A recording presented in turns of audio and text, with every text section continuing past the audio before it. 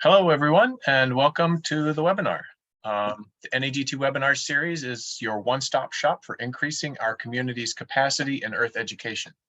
Webinars in the series feature novel and innovative work in Earth education research.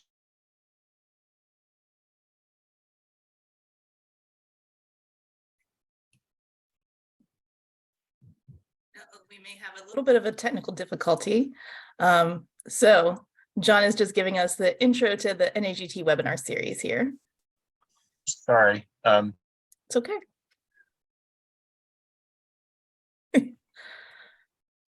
Luckily, this webinar is being recorded to the cloud, so the introduction will be recorded as part of that, even if we can't get the full live stream at this point. Karen, and I will put some things into the chat and let people Perfect. See what's going on. Thanks. All right, we'll wait another minute or two before we get started, just to allow folks to make it into the room. Those of you who are here, welcome. We're glad that you're with us today. Again, recognize this is one of the NAGT webinar series. These are offered consistently throughout the year. The Geo2YC community is trying to do the first Fridays of the month webinar series that have a specific Geo2YC focus. However, there are many fantastic topics offered throughout the year, and so I encourage you to make sure you check out the schedule for the webinar series and see if there are things that interest you. So let's see. All right, thanks. All right, so once again, welcome to all of you coming in.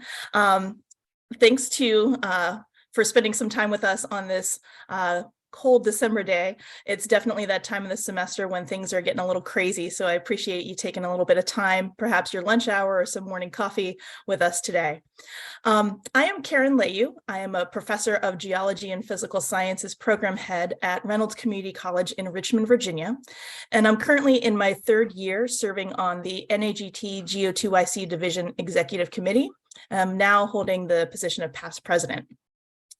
So the goal of this webinar is to highlight careers in geosciences at two-year colleges. And speaking from my own personal experience, I didn't know much about two-year colleges until I actually started working at them. And so given that nearly half of all undergraduates in the country begin their journey in higher education at two-year colleges, we are a major part of the higher education landscape today. The other thing that's important to recognize is that many two-year colleges are majority minority serving institutions. And so as we begin to think more broadly about how to broaden participation in the geosciences from a diversity, equity, and inclusion perspective, 2YCs offer many opportunities to do that. So what we'd like to talk about today with our panel of geoscientists from around the country is a little bit about the diversity of two-year colleges and also what you can do with your geoscience career at those institutions. Yes, they are teaching focused, but there's so much more that we can do too. So to get started today, I'd like to introduce our panel. First, we've got Pete Berquist from Virginia Peninsula Community College. We've also got Darren Carter from Lynn Benton Community College, Beth Johnson from the University of Wisconsin Oshkosh Fox Cities campus. I don't know how you say that on a regular basis, Beth. I think it's interesting sometimes. I'm sure. And then Sean Tavalia from Suffolk County Community College. So thanks everybody for being here. So to begin our discussion, I would like to start out with asking our panelists, and Pete, we'll start with you. Tell us a little bit about your career path and how you landed at a two-year college. Thanks, Karen. So my career path was pretty circuitous, and I think that is an important part for students to be able to see. I finished grad school and decided not to continue on for a PhD and moved into an education position with the National Park Service for 3 years. And in the process of working for the Park Service, I realized I was also an adjunct instructor at a local college, four-year college. And that was a good experience because I was teaching in different realms with different populations. And I knew that I was really attracted to teaching in the higher ed realm. But I also knew that I was limited without having a PhD. And so a job opportunity came up for a community college in Virginia. We were formerly Thomas Nelson Community College in Southeast Virginia. And figured I'd throw my hat in the ring and see how things would pan out, with the thought that I could do anything for 3 years. And 15 years later, I'm still here and enjoying every day, because it is such a, the community colleges I found, it covered diversity in all aspects of that word, in terms of, the courses that you teach, workload, students, people that you interact with. So that's a little bit of how I got there. Excellent. Darren? Yeah, and it's great to see everybody. Thanks so much for coming today, and we're so happy you're joining us. And I'm really thankful to be here to share my experience as a two-year college geoscience faculty member. Yeah, and similar to Pete, I took some time off between undergrad and grad school, and did a lot of different things, a lot of kind of seasonal jobs, either doing research or in environmental education, and went back to get my master's with the idea that I was ready to stop living out of my car and start a career. And one of my good friends that I met went to a community college. I really didn't know anything about community colleges at that point. Went through my master's, really enjoyed it, was really planning on pursuing a PhD, and had a kind of a 1-year break just where my master's ended, and I got an adjunct job at a local 4-year university here, and I'm in Oregon, in the Willamette Valley here, and I was doing teaching and research, kind of wrapping up writing a paper, and found, just for me personally, I really enjoyed teaching and I really enjoyed research, but I didn't really like doing both of them at the same time. And that's just me personally, with the balance with what I wanted out of my life, with my family at the time, where I was at the time, found that I really enjoyed teaching. I started adjuncting here at Lynn Benton Community College, and a full-time position opened up, and kind of the rest is history. Excellent. Beth? Okay, hi everybody, and thank you all for being here. So mine is kind of a story where every time I tried to, leave a community college environment, that something just kept pulling me back. I actually started as a college student at a community college. I have an associate's degree from Blackhawk College, which is a community college in Northwestern Illinois. And I eventually got my bachelor's, my master's, and then after my master's, I was done. I did not want to go on for a PhD. And I started adjuncting at a local community college. And I loved it. I just was so happy. And then I found out I was losing my job. So I remembered a promise that I'd made to myself, and I went back to school. I got my PhD. But again, I was thinking I'm gonna work at a liberal arts college. I'm gonna work with lots of geology majors. And then my first job out of my PhD was a summer position at a community college. And then I was working at a couple of 4-year schools, just 1-year positions.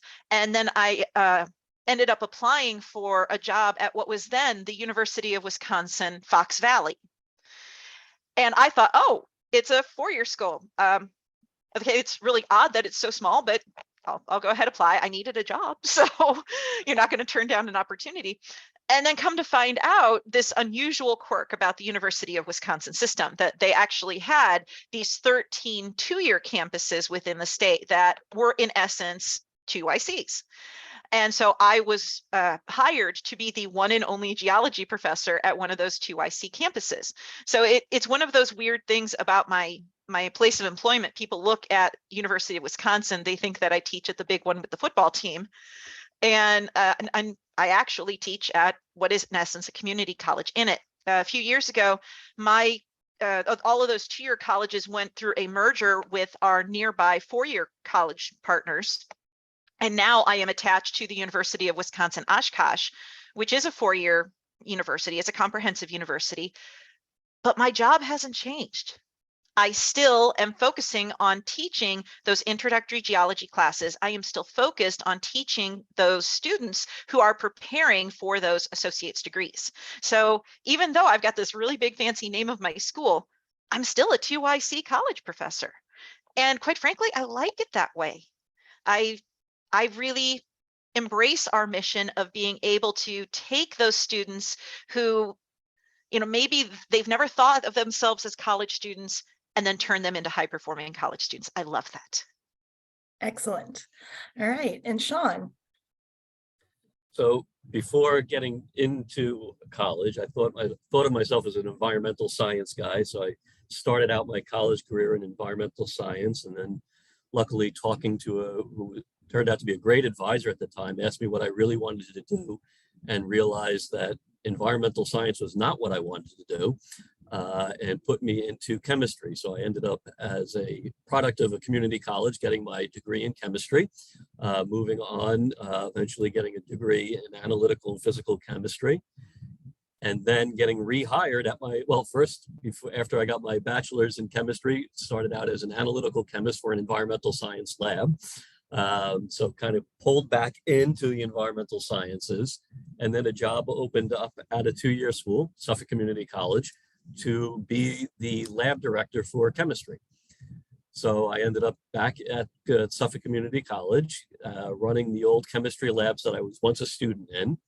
And within a few years, we had a retirement in the earth and space sciences, where that lab director left, and I had the opportunity to dabble in both. So I was still running the chemistry labs, but then also working in geology and astronomy labs. And it was right about then when I realized I need to get back to the environmental aspect that I like. So I went back to school and ended up getting my master's in hydrogeology. And right as that finished, coincidences work out really well. We had retirements in the geology program, and I applied to the geology to be a geology professor right back at Suffolk. So that's how I got to where I am, and now I'm back as teaching geology and sometimes chemistry here at Suffolk County Community College. Excellent. So one thing that I hear in common among all of our stories is that there's a lot of adjuncting. So there's part-time teaching that then leads to a full-time career. And then there's also this sense of perhaps having employment outside of education, but then bringing some of that experience to your position as well. And so we'll talk about that a little bit more when we talk about those who might be interested in applying to teach at a community college. So next, I'd like to talk a little bit about what does a typical day look like for you? And perhaps maybe a week or a month might be a way to think of it too. So traditionally in higher education, there's a sense of a certain percentage of time that goes towards teaching, service, and research. How does that break down for you in your particular position? Let's start with Darren. Yeah, thanks, Karen. Well, yeah, it's so, I would say in my example, teaching is probably the biggest slice of time out of my, day, week, month. And, the teaching load can be pretty high. I'm usually teaching 3 to 4 classes, and we're on the quarter system. And I found myself, in my case, we have 2 full-time kind of geoscience or general science instructors, we're called, and we teach a lot of the courses that non-majors, non-STEM majors are going to take generally. And I've kind of become a jack of all trades. So courses I teach, I teach physical and historical geology, but I also teach oceanography. I teach astronomy. And I even have developed and teach a new course called on environmental justice. So a lot of it is prep, is working with students, teaching. But with that said, as I've grown in my career, I really find myself being drawn into leadership roles, and I like that. I like having those opportunities, and those opportunities present themselves in a variety of ways. In committee work, leading in, things to help run the college. If it's, I've been involved in assessment committees and curriculum review committees. And then right now I'm currently serving as our faculty president too. So I really like those opportunities to kind of stretch myself, learn some new skills outside of teaching too. And then, as far as research goes at my institution, I think this is probably the case for most two-year colleges too. There's no research requirement. Which is nice, and but you can still, I usually am able to carve out some time to do some things. I don't really kind of, my focus right now has been on getting transfer students involved in research, and so I've had the opportunity to be a PI on a NSF IUS grant that supported geology majors from Lynn Benton Community College in the transfer process over to Oregon State University. I collaborate a lot with colleagues at OSU on working with transfer students. So Oregon State University is just 10 miles away, and we're kind of the feeder community college into it. And then one other thing that I find is really fun is we're kind of a rural community college.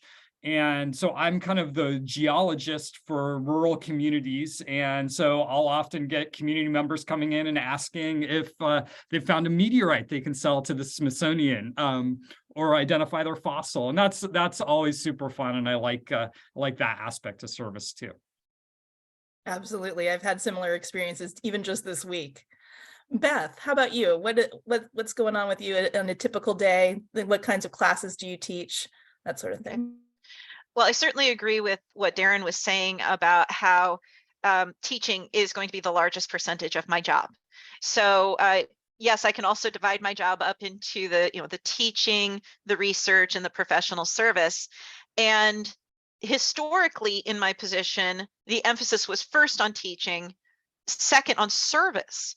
And then research was very, very minuscule. And this is one aspect where being part of the University of Wisconsin system is a little bit different from being at a typical community college, because it wasn't that there was a research requirement per se, but if you wanted to be promoted, you had to do something. And what I observed at my campus was, because of that, and because of the fact that we were a teaching emphasis institution, it was this kind of unwritten code that everybody would do some sort of educational research.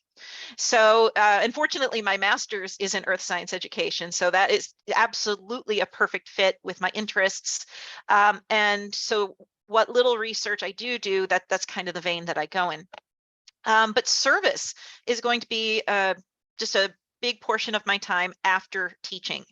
So I will do campus committees. For example, I'm on the Scholarship and Academic Actions Committee on my campus, which I absolutely love. I love being able to give thousands of dollars of scholarship money away to my students. I am on an Equity, Diversity, and Inclusive Climate Committee for the University of Wisconsin Oshkosh system. And but I'm also on some committees that are outside of my university system. I am the campus representative for Wisconsin Space Grant Consortium. I am part of the it used to be called the Women in Science Advisory Board in the UW system. So that would be for the entire state of Wisconsin. And I have in the past been a section president, just section officer in general for the North Central section. For Central section for NAGT. I always get the GSA and NAGT sections mixed up. I apologize. So service has historically been a large part of my role. That is one aspect where that's very different from my colleagues who are at the main campus, who have more of a research heavy position. Is they're always judging everything by how much research the person does, and I'm always judging everything by how much service the person does. So that sometimes is a little bit of a clash in our cultures. As far as the courses I get to teach, because we are focused on the associate's degree, they're mostly introductory geology courses. So things like physical geology, historical geology, environmental geology. Those three are probably my bread and butter courses because they're all lab courses. And everybody has that lab requirement. But I also get to teach fun things like disasters, national parks, and I do have a 200 level seminar on global climate change. So that one's really fun for me. Excellent. That's a great diversity of classes. That's one of the things I think is interesting at community colleges. Depending on your institution, you may have a very small slate of courses that you teach. For example, I only do historical and physical, but other institutions might have a broader suite of possibilities. Sean, I'd like to ask you next, what are some of the professional activities you've been able to participate in aside from teaching? Aside from teaching, so much like Beth's institution, we have that same designation, right? So service and professional activities. And for professional activities, I'm lucky enough to have a major university right up the road for us, where we cooperate quite a bit, getting our students involved with research activities and then other educational activities for their faculty. So in recent years, thanks to some of the research I've been involved with at Stony Brook University, that's branched out in a couple of things. So I'm most currently involved with doing some geoarchaeology. So I am now very involved in the Native American Society here on Long Island, and I'm basically looking for past burials. So I'm involved with their grave protection committees, and basically I get called out to do ground penetrating radar. We look for evidence of burials and we start to protect them. So we've been doing that quite a bit recently. Because of my other background in earth and space, I've also been involved with creating a public observatory here on the island. So that's more of the academic side. From the other professional side, I'm a union activist, so I'm the president of, I've been a union officer for 23 years, so working with faculty from my local and then also from the statewide representatives to make sure we can protect faculty rights and teaching and academic rights and academic freedom.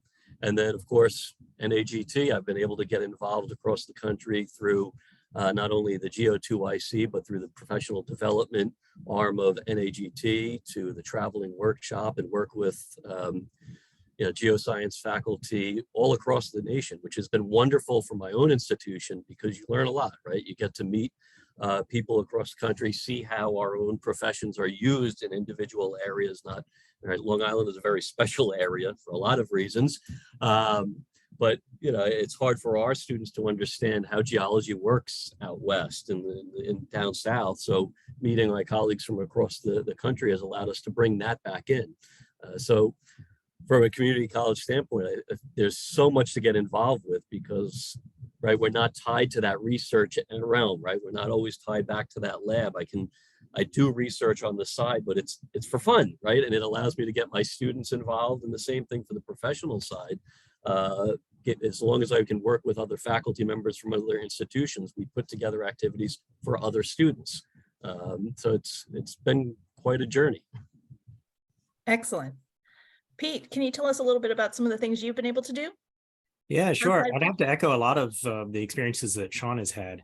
And I guess one other area that I can see for professional experience is unique to being at a two-year college, is that I feel like we are at the intersection of careers and academic pursuits.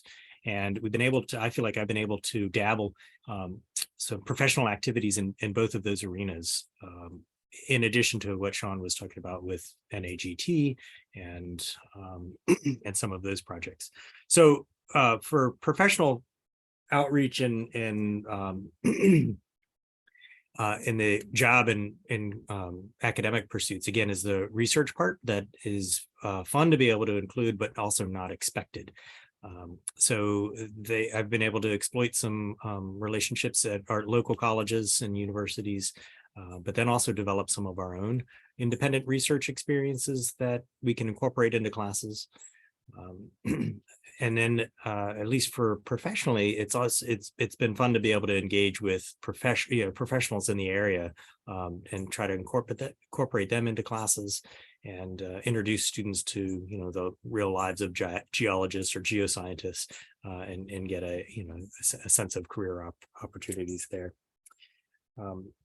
So I think those are the areas that have not been discussed already. So Pete, I know that there are two things that I would like you to just mention that I know that you're involved with: drone work and the boat. Tell us a little bit more about those. Yeah, so the Yeah, so I've really been excited about incorporating surface learning projects into some of our classes, and some of our assets have lended really nicely to that. And specifically, we were able to acquire an oceanographic research vessel that we incorporate into our oceanography classes, but also into other classes as well. And we get to use that pretty regularly.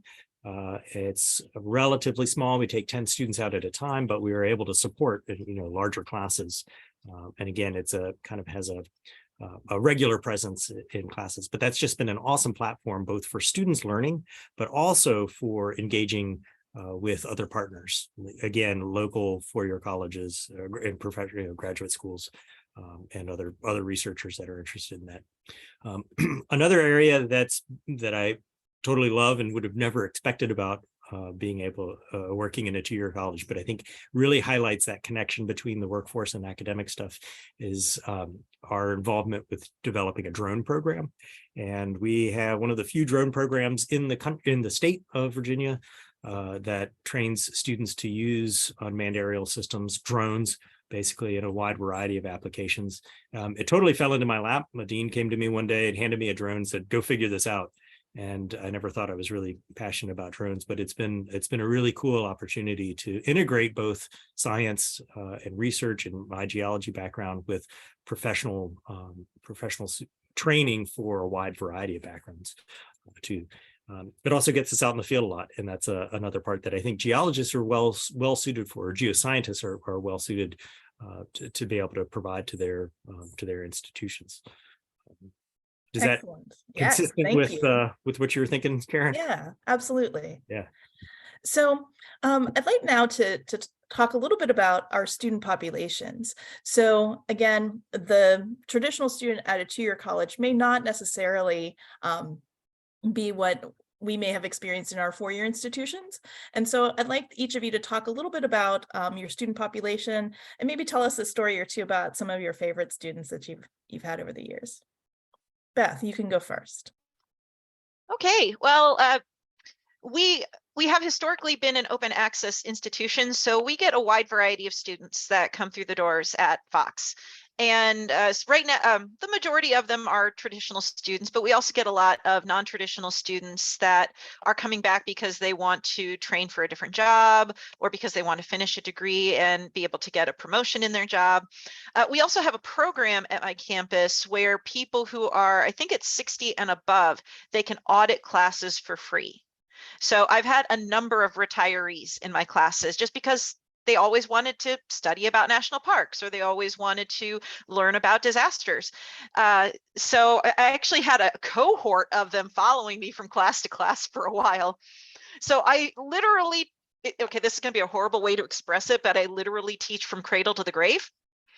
But I get all kinds of people. And right now, most of my students are fairly traditional. We actually were just talking about this yesterday because I jokingly called them my teenagers, and they're like, "Hey, I'm 19." And I said, "You still have the word teen in your age." So, but some of my most memorable students have been my non-traditional students, and mainly because they are so serious and so dedicated to their studies. These are people who have been out in the real world. They have been working those jobs. They have a family. They know that they need or want that education, but they've got a limited time to be able to do it. So when they get to that classroom, they're going to be focusing on their studies. They're going to be raising their hands and asking that question because they don't care what other people think about them. They're paying for that class. And I absolutely love it when I get the soccer moms on my field trips, because they will prepare food for everybody on the field trip. I have had so many cheese sticks and cupcakes with them, and I love it. Excellent. Darren, can you tell us a little bit about some of your students? Yeah, I'd love to. Well, most, the kind of the population here at Lynn Benton Community College is a little older maybe than what we considered as traditional at four-year college institutions. I think the average age here is around 27. And we have a lot of first generation college students where, parents have never been to college before. And a lot of our parents or a lot of students are working full time. to help pay for college, or our working parents even. So really, really diverse array of students here too. So thinking of diverse meaning life experience, but also, ethnic diversity too. We kind of have, I guess I kind of work with two buckets of students in most of my classes. Most of them I mentioned are non-majors. They might be business majors, English majors, fulfilling the lab science requirement. Besides geology majors, there's some other majors like environmental science and fish and wildlife that need a geology class. We're close to Oregon State University, and we have a really great degree partnership program. And so what that means is that students at the community college here can take courses at Oregon State, and Oregon State students can take courses at the community college. And so we're getting more and more of those Oregon State students in our courses, because they're a lot cheaper. And, since we just teach 100 and 200 level courses, they can take physical geology from me with 24 students as opposed to, maybe 100 students at OSU.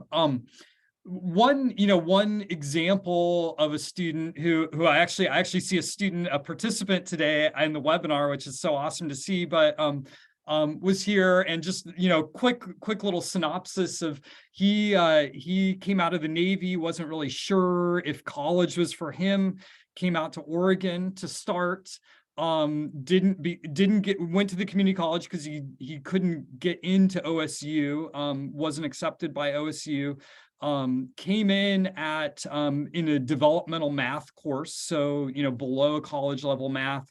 And just awesome to see him, work with him, and see him today as a wrapping up his PhD in volcanology at OSU. So just stories like that are just so fantastic, and that's just like one of the best parts of working at community college, is seeing those successes. Absolutely agreed. And it's so exciting when you can make a geoscientist out of them too. Excellent. Sean, I'd like to ask you the question. What has being part of the NAGT Geo2YC division done for you? What are the benefits of being part of NAGT, I guess, and then also the division as well? Great question. But first, I will say, just bouncing on Darren's comment, I'm fortunate right now to have two of my former students doing a workshop for us right now for our current students. So, it's a great question. And, I think I can answer that by, signing on to this Zoom call, right? So signing on to this Zoom call, every time I see our colleagues in the Geo2YC, it's the smile in my day, right? It's having that family that's out there that it's like, oh, it's you guys again. It's great, right? Being a faculty member at a community college usually means you're isolated, especially if you're in the geosciences, right? That's one big. I have one colleague that I can talk to about geology, and because it's a community college, we rarely see each other. We're all teaching, we're doing different things. So being part of the Geo2YC means it's that extended family. It's that ability to be able to reach out to people who have similar experiences. I can talk to my colleagues at the university about how we teach, but it's a very different demographic that they serve, right? So although we might have similar concerns, similar issues, it's dealt with in a little different way. Because as Beth said earlier, I'm an open access college, right? So the students I'm dealing with have very different backgrounds than what is going through the university. So being part of the Geo2YC means when I have questions, when I have concerns that I want to go through, I have a whole slew of 130 people we could reach out to say, hey, has anybody experienced this before, and how are you dealing with it? And I love just the ability to share unique activities that each one of us does in our classrooms and say, wow, I never thought about that, right? Mind if I steal it? If you say no, I'm going to steal it anyway, because it's a great activity. But being part of this community is just wonderful, because it allows us to have these deep conversations and see how do we all address it. Because at the end of the day, when we're in our classrooms at our college, everything seems unique, right? Like, how am I going to deal with this? But being part of the Geo2YC means I've had these conversations with so many people where I realize there is nothing unique about the community college except the individual location. We all deal with the same issues, and it gives us this huge community to address similar issues. So it's been incredibly beneficial to my own teaching. I think I've only gotten better and better and better over the years as a result of NAGT and the Geo2YC. Awesome. I fully agree with you. Like you said, I'd love being able to have my network, my community that I can fall back on, because I am one of those lone wolves on my campus. Beth, what's your perspective on the benefits of NAGT and Geo2YC? Well, when I was starting out teaching, we have these classes we have to teach. We're sometimes given materials to do them, but maybe some of those things we have to create for ourselves, or maybe we don't like those materials and we have to create new ones. So NAGT gave me the opportunity to participate in workshops so I could learn new skills. They have this wonderful library of activities that you can do through the Teach the Earth website, through just general CERC postings and stuff like that, where I could get more information about different activities I could try. And there are also webinars like this, where I could just connect with other people, learn about new ideas and new issues that we're facing geoscience educators. But specifically to the Geo2YC community and the Geo2I division in NAGT, as Sean said, we don't have a lot of us on these campuses. I am the only geology instructor on my campus.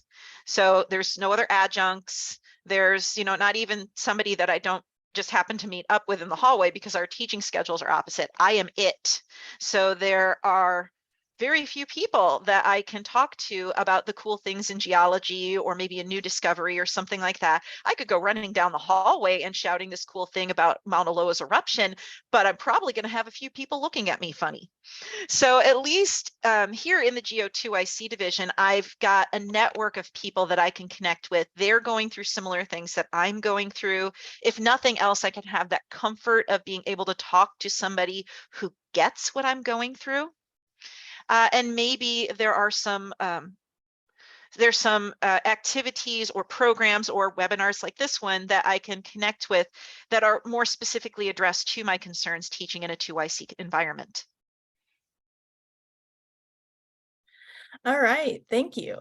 So next question for Pete. What do you think some are the current challenges that two-year colleges are facing today in the landscape of higher education? A couple of ideas. One is enrollment, and I think one challenge that's different for two-year schools face from four-year schools is that our enrollment tends to be a little more volatile and tied to the economy. So I think and as enrollment changes, resources changes, expectations change, and that's I think a part that's just inherent to our landscape. But also now coming out of COVID and the pandemic, the shift to online teaching, I think, has had some really fundamental changes in our student population and in expectations about where education, or how education should be delivered.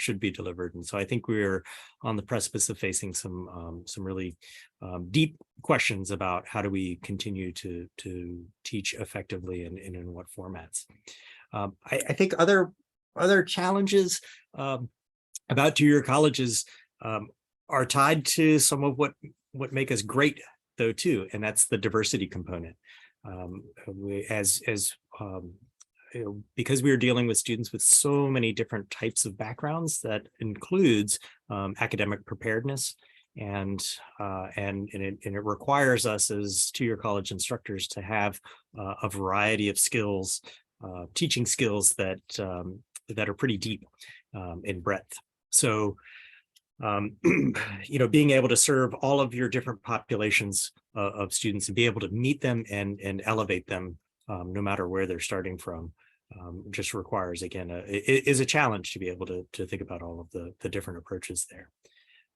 And I think that that challenge is only, again, getting bigger as students cover more and more backgrounds and academic experiences. So. Absolutely. I think you're right. I noticed myself here in Virginia, we kind of, there tends to be a bit of a pendulum between focus on transfer, a focus on workforce, and we kind of go back and forth. And then we need to think about how we are adjusting our curricula and student services to support students in both of those directions. Darren, any thoughts on this question about challenges that two-year colleges currently face? Yeah, I really echo what Pete said there. We're really same thing here. We're seeing declining enrollment, which is kind of a national trend, and funding challenges. We're facing a couple tough budget years ahead here. And, generally we see at community colleges kind of inverse relationship. When the economy is doing poor, enrollment goes up because more folks are wanting to go back to community colleges to earn a bachelor's or for workforce training. But the downside of that is, at least in Oregon, we rely on a lot of state funding, and we usually get less state funding, when the economy is doing poor, but we have to serve more. So we have to serve more students with less. And I know, that may be somewhat unique to Oregon here. I think what Pete said, I really want to highlight, kind of coming out of COVID, I really feel like my institution's kind of at this inflection point here of figuring out how we can best serve students. And I think just Pete really nailed it, stating that, I think the role of the mission of all community colleges is really to meet students where they're at and take them where they want to go. And that's looking a little different coming out of COVID. I'm thinking in particular of kind of the, pre-COVID, we were largely a face-to-face institution, meaning most of our classes were offered face-to-face. We didn't have a big e-learning component. We're seeing that, that shift, that higher demand now to meet the needs of students that are maybe working full-time or just, coming out of the pandemic differently too. So that's what I would have to add. Gotcha. Okay, next question for Sean. What do you want folks to know about community colleges? It's incredibly satisfying work, right? It's absolutely amazing. So when I'm out doing lobbying with the legislature or in my other role as a union president, county officials often refer to Suffolk County Community College as the gem of Suffolk County. And I always kind of laugh because I have to say, well, I am the geologist in the room, and I have to remind everybody what those things look like before they become gems. And I like to think about it as those rough cut stones that are out there.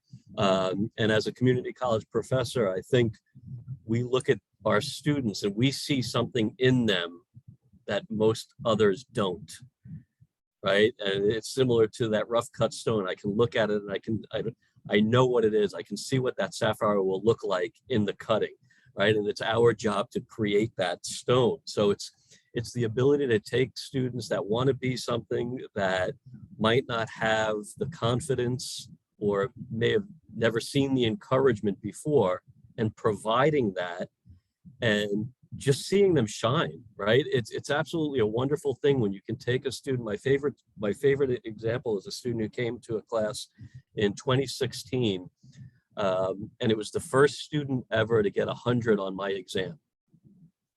And I wrote that, you're the first student ever to get 100 on my exam. And she started crying, and I felt absolutely horrible, right? Because I didn't want to do that to a student, but she was crying because what I didn't know was she was just returning from a very serious situation in her life. And we're not giving out names, so I can say this, where she was considering taking her own life and came back to college. I was the first class, and this is the first test. And that student went from a D in the previous year, 2 years later, graduating as valedictorian with a geology major and going on to a graduate degree.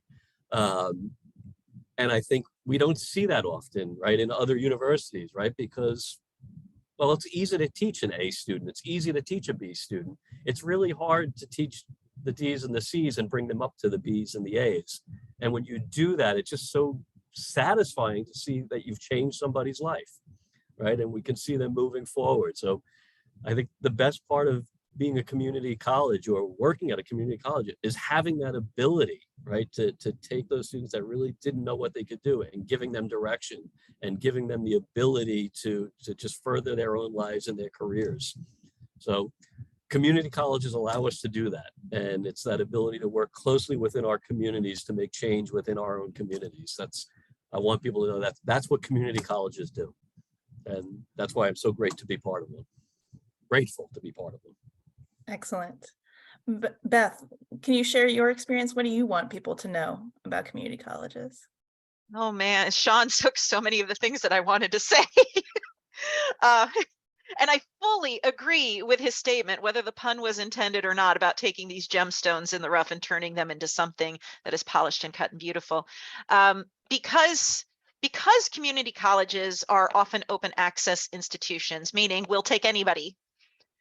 Sometimes communities will look down on those institutions. So I'm sure many of my colleagues have heard people describe their institutions as, oh, that's just an extension of high school.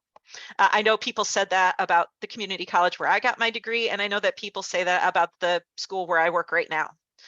So sometimes students will come into that with a lower opinion of themselves and their abilities because they weren't able enough or smart enough or have enough money to be able to go somewhere else. So they had to come here.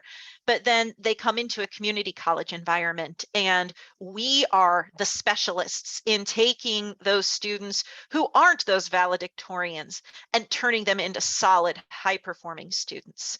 And maybe showing those students something about themselves that they didn't realize in the process. Maybe being that person that was the first one to ever say, you know what, you're really good at this. Have you ever thought about going on to this?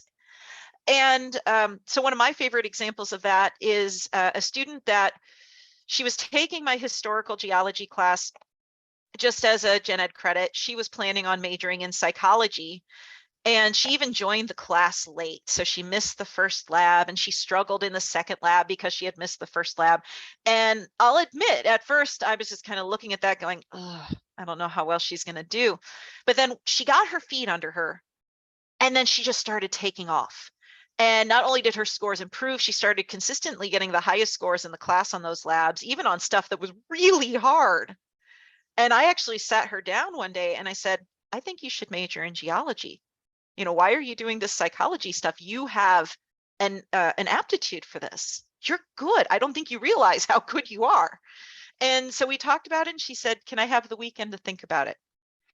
And okay, I never had a student say that before. And then she came back on the Monday that followed, and she said, okay, I'll do it. She is now, and I'm going to make a pun of my own, a rock star in her department at Oshkosh. She's one of their top people. She, all kinds of news articles have been written about her, and I couldn't be prouder of her progress. So one of the things to really hold on to if you are going into working at a community college is the fact that you're going to be maybe spending a little more time working with those diamonds in the rough, but you do have the ability to turn them into diamonds.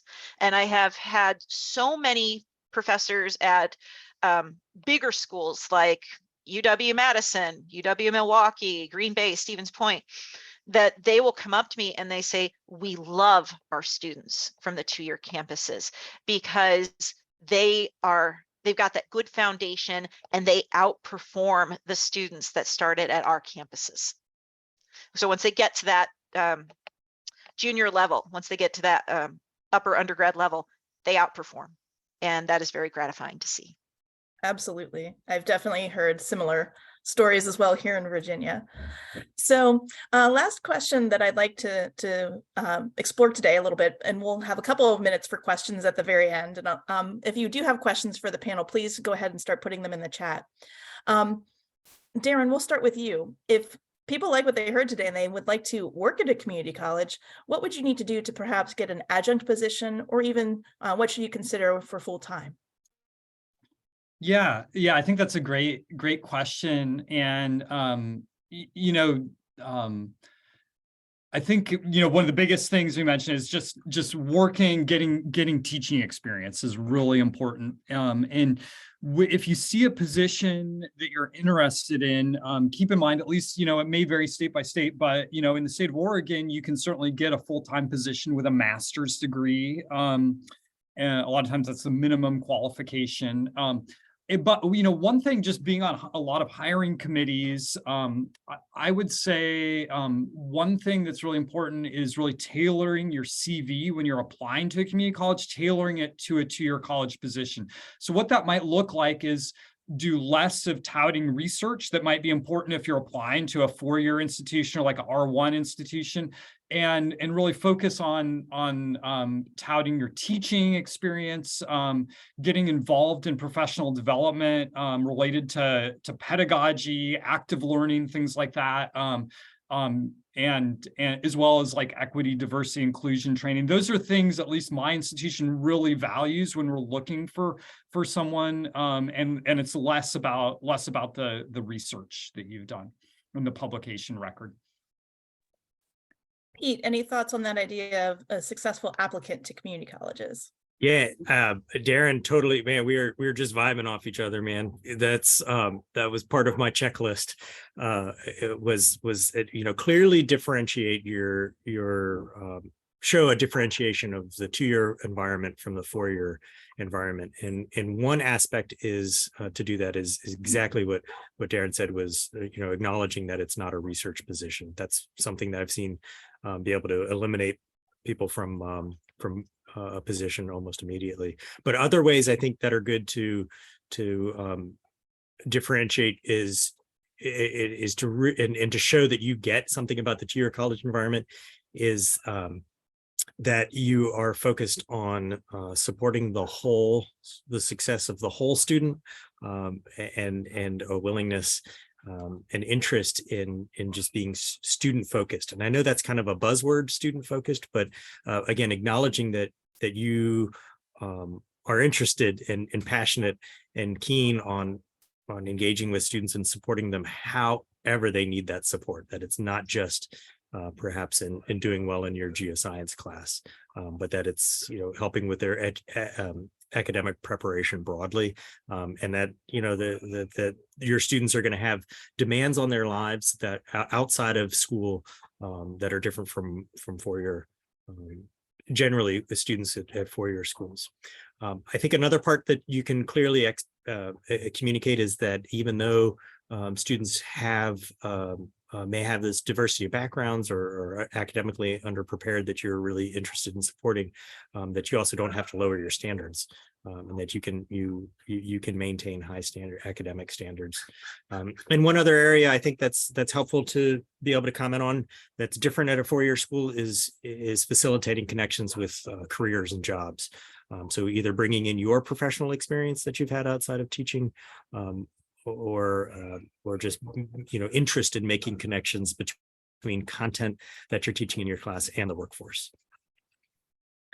So kind of building on what Pete just said, Sean, can you speak to this a little bit about somebody who might want to work as an adjunct, who is currently working, say, a full-time job, but wants to teach part-time in the evenings or perhaps online?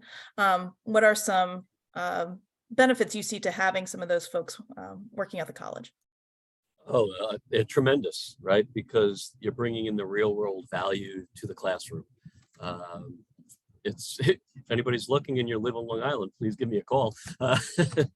But yeah, having people in the classroom right now, I have a limited background of hydrology and glacial geology with my work, but I have adjuncts that are coming in that work in research labs that can talk about geochronology. I have adjuncts that come in from the Department of Environmental Conservation, so they can bring in the other aspects of their work and tell students what kind of jobs are out there. So it really is critical to allow the students to see all the different employment opportunities that are out there and the different things that they can do within the degree. It really helps students to see that geology isn't this one thing that they can do, that there's many different fields that they can go into.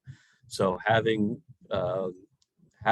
adjunct faculty with diverse backgrounds is a bonus to our programs. Hoping I answered your question. No, absolutely. I think that's the great thing too, because it also helps with that classic relevancy. Yep. You know, there's a lot of our students often say, you know, oh, I have to take a lab science, I'll take geology. But then when you can show that it's relevant to their local communities, that really brings home the message that we're trying to share. There's a question in the chat about how can community colleges and R1 institutions collaborate to increase equity in geosciences. I think one of the key things is that there have been, many of us here on the call have had relationships with our R1 institutions. So I think step one is just start talking, right? But do you have any additional advice on that R1 community college connection? You want to go first? Yeah, thanks, Sean. I think, and this actually ties into the other question about funding, I think very nicely. I'm afraid the way that I'm going to say this could sound bad, and I don't want it to come across that way, but the two-year colleges can be very favorable partners on big grants because of the broader impact aspect.